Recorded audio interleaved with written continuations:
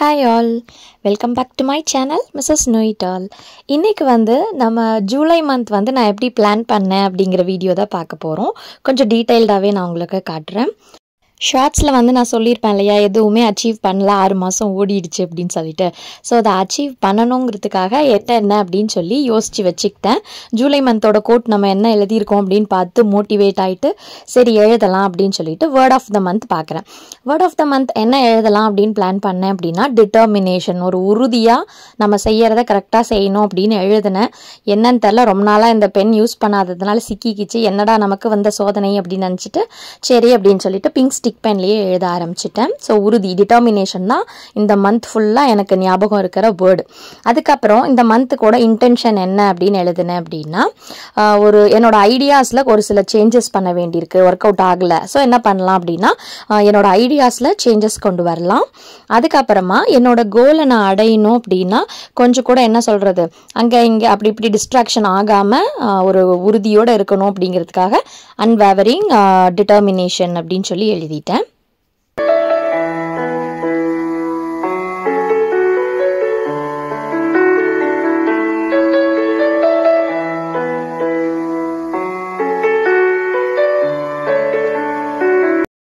Next இந்த மந்தோட affirmation பாசிட்டிவாக இருக்கட்டும் அப்படின்னு சொல்லிட்டு, I am capable of achieving anything I set my determined mind to. என்னோட மைண்டை நான் டிட்டர்மைண்டாக வச்சுருக்கேன், அதை கண்டிப்பாக நடத்துவேன் அப்படின்னு சொல்லியிருக்கேன். இப்போ என்ன ஃபோக்கஸ் பண்ணுறோம் இந்த மந்தில் அப்படின்னு பார்த்தீங்கன்னா, யூடியூப் வீடியோஸையும் என்னை நிறைய பேர் ஸ்போக்கன் இங்கிலீஷ் கிளாஸ் எடுக்க சொல்லி கேட்டிருந்தாங்க. ஸோ அதுக்காகவும் பிளான் பண்ணிடலாம் இந்த மந்த் அப்படின்னு சொல்லிட்டு ரெடி பண்ணிட்டேன். அதுக்கப்புறம் கோட் ஆஃப் த மந்த் என்ன எழுதினேன் அப்படின்னா, my commitment to my goals is unwavering and my determination is my strength அப்படின்னு எழுதினேன். இது உள்ள ஃபோக்கஸ் ஆயிடுச்சுன்னு நினச்சி நான் பாட்டுக்கு எழுதிட்டேன், பட் அங்கே வரல போல இருக்கு. ஸோ ஃபர்ஸ்ட் நான் இதை தான் கிளியராக யோசிச்சு வச்சு எழுதிக்குவேன். ஏன்னா இந்த வேர்டு, இந்த பேஜ் தான் நம்மளோட என்டையர் மந்த்தை நம்ம கோலோட எப்படி ரீச் பண்ணுறது அப்படின்னு சொல்லி நமக்கு சொல்லும். அதுக்கப்புறம் இது நீங்கள் வேண்டாம்னா ஸ்கிப் பண்ணிக்கலாம். என்னன்னு பார்த்தீங்கன்னா ஸ்டிக்கர் ஒட்டுறது. ஸோ அதுக்கு ரிலேட்டடாக இருந்தால் ஒட்டலாம், இல்லை அப்படின்னா எது மோட்டிவேட்டிங்காக இருக்கிற மாதிரி இல்லை கலர்ஃபுல்லாக அந்த பேஜ் நம்ம எடுத்து பார்க்கும்போது நமக்கு ரொம்ப அழகாக இருந்தது, எஸ்தட்டிக்காக இருந்தது அப்படின்னா நல்லாயிருக்கும் அப்படின்னா ஸ்டிக்கர்ஸ் ஒட்டிக்கலாம். ஃபர்ஸ்ட் வின்னு இருந்தது, ஸோ நான் அதையும் ஒட்டிட்டேன். Next monthly goals. ஸோ என்ன எழுதியிருக்கேன் அப்படின்னா, ஒரு 1000 சப்ஸ்கிரைபர்ஸ் வரணும் அப்படின்னு சொல்லி எழுதியிருக்கேன். அதுக்கு என்ன பண்ணணும், ஸ்டெப்ஸ் டு டேக் அப்படின்னா கன்சிஸ்டண்ட்டாக வீடியோ போடணும், குவாலிட்டி கண்டென்ட் நல்லா இருக்கணும், இல்லை டிஃப்ரெண்ட்டாக இருக்கணும், ஷார்ட்ஸ் நிறைய போடணும் அப்படின்னு எழுதியிருக்கேன். அடுத்து என்னோட ஸ்போக்கன் இங்கிலீஷ் கிளாஸ்க்கு மெட்டீரியல்ஸ்லாம் ப்ரிப்பேர் பண்ணணும், அதை கண்டென்ட்டை அலைன் பண்ணி வைக்கணும் அப்படின்னு எழுதியிருந்தேன்.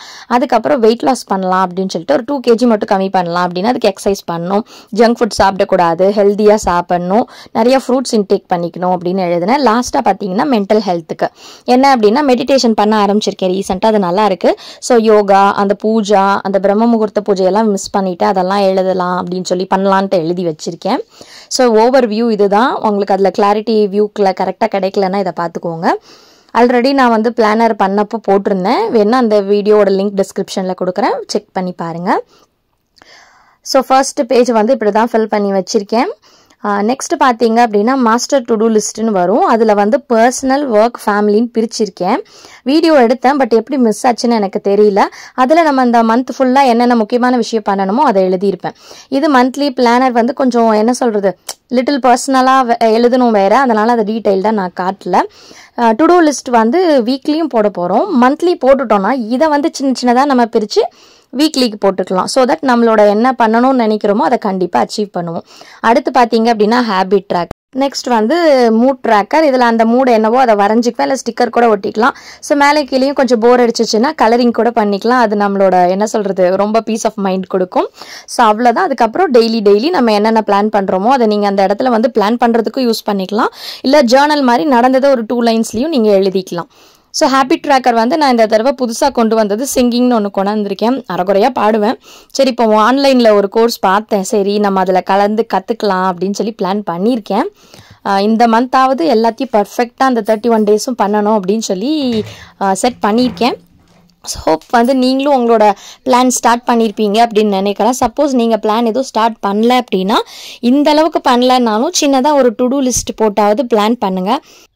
ஏன்னா நம்ம பிளான் பண்ணிட்டோம் அப்படின்னா அந்த கடைசி நிமிஷம் டென்ஷன் எல்லாமே நம்ம அவாய்ட் பண்ணிடலாம். Happy planning. பாய்.